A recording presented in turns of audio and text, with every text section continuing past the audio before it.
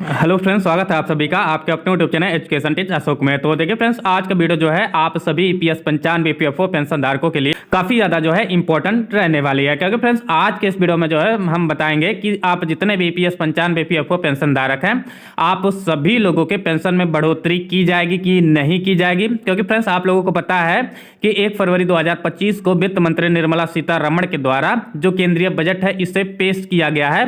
और आइए फ्रेंड्स, आज के इस वीडियो में जो है आप लोगों को बता देते हैं कि आप सभी ईपीएस 95 ईपीएफओ पेंशन धारकों की पेंशन में बढ़ोतरी होने की अभी भी पॉसिबिलिटी बची है कि नहीं बची है। इन सारी चीजों के बारे में जो है आज के इसी वीडियो में आप लोगों को बताएंगे।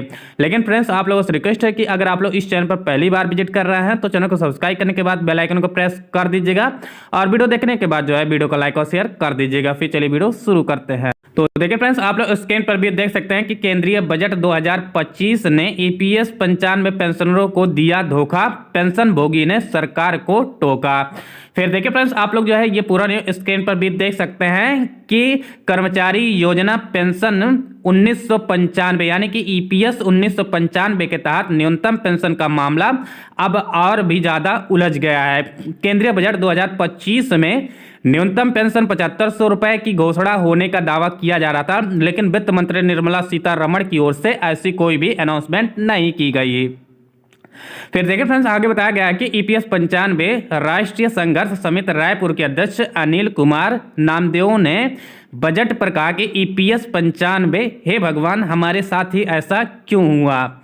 नियमों में जो है संशोधन करे या कुछ भी करे, ये तो बात सच है कि जिस प्रकार की पेंशन ईपीएस 95 पेंशनरों को मिल रही है वो जो है वो नितांत ही अल्प है। तो देखिए फ्रेंड्स, आप लोग स्क्रीन पर देख सकते हैं कि जो ईपीएस 95 राष्ट्रीय संघर्ष समिति रायपुर के अध्यक्ष अनिल कुमार नामदेव हैं, इनके द्वारा जो है बजट पर बोला गया है कि ये जितने भी ईपीएस 95 पेंशन धारक हैं, इन सभी लोगों की जो पेंशन है ये बहुत ही कम मिल रही है, जिससे जो है बहुत से पेंशनर्स द्वारा आत्महत्या कर लिया जा रहा है, सुसाइड वगैरह कर लिया जा रहा है। और देखिए फ्रेंड्स, इनके द्वारा जो है इस बजट को लेकर काफ़ी ज़्यादा चिंता व्यक्त की गई है और इनके द्वारा जो है वित्त मंत्री निर्मला सीतारमण के पास एक लेटर के माध्यम से इस बात को अवगत कराया गया है कि हम सभी ईपीएस 95 ईपीएफओ पेंशन धारकों की जो पेंशन है ये काफ़ी ज़्यादा कम है। आप जो है कैसे भी करके चाहे नियम में संशोधन करें या कुछ भी करें, लेकिन आप हम सभी ईपीएस 95 ईपीएफओ पेंशन धारकों की जो न्यूनतम पेंशन की धनराशि है इसमें बढ़ोतरी करें और ये जो बढ़ोतरी है ये प्रतिमाह कर दिया जाए। इनके द्वारा जो है ये चीज़ें स्पष्ट रूप से कहा गया है। फिर देखिए फ्रेंड्स, इनके द्वारा आगे बताया गया कि किसी भी तरह जीवन यापन के लिए पूर्णतः अपर्याप्त है ये जो वर्तमान समय में पेंशन मिल रही है। आर्थिक रूप से कमजोर वर्ग के लाखों करोड़ों लोगों को उनके बिना किसी अंशदान के करोड़ों रुपयों की सहायता किसी ना किसी योजना के नाम पर दी जा सकती है। तो इन सभी पेंशनरों के जीवन यापन के लिए कोई समुचित निर्णय सरकार क्यों नहीं ले सकती है। फिर आगे बताया गया कि 10 वर्ष से भी अधिक एक लंबा समय गुजर गया है, सरकार सब कुछ जानकर भी कुछ भी नहीं की है। कोसियारी कमेटी की अनुशंसा और जावड़ेकर के आग्रह पर चुप्पी का कारण सिर्फ पेंशनरों की उपेक्षा के और क्या हो सकते हैं। तो देखिए फ्रेंड्स, इनके द्वारा जो है ये चीज़ें स्पष्ट रूप से बताया गया है कि लगभग 2014 में ही जो है इन सभी पेंशनरों की पेंशन में वृद्धि की गई थी, जो न्यूनतम पेंशन की धनराशि 1000 रुपये प्रतिमाह किया गया था।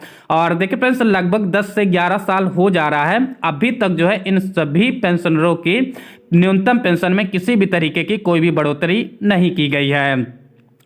न्यूनतम पेंशन तो न्यूनतम पेंशन, उच्च पेंशन का भी जो है यही हाल है। ईपीएफओ को सरकार चलाती है और सरकार ईपीएफओ को अभी तक जो है कोई समझ नहीं पा रहे हैं। फिर आगे बताया गया है कि एक और जो लोग आंदोलन कर रहे हैं वे लोग गलत कर रहे हैं, ऐसा इसलिए कि योजना में कोई प्रावधान ही नहीं है।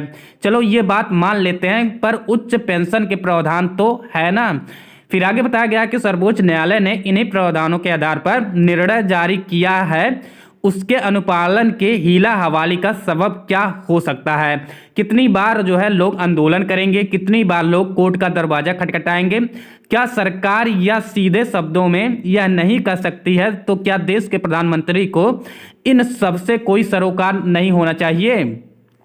फिर आगे बताया गया है कि इस पर भी जो है विचार होना चाहिए। देश आगे बढ़ रहा है और पेंशनर्स शायद उन्हें पीछे छोड़ दिया है और राम जी के वे भरोसे अब हमें जो है दिल्ली नहीं अयोध्या जाना चाहिए राम जी की शरण में। इनके द्वारा जो है इस तरीके से अपनी चिंता व्यक्त की गई है।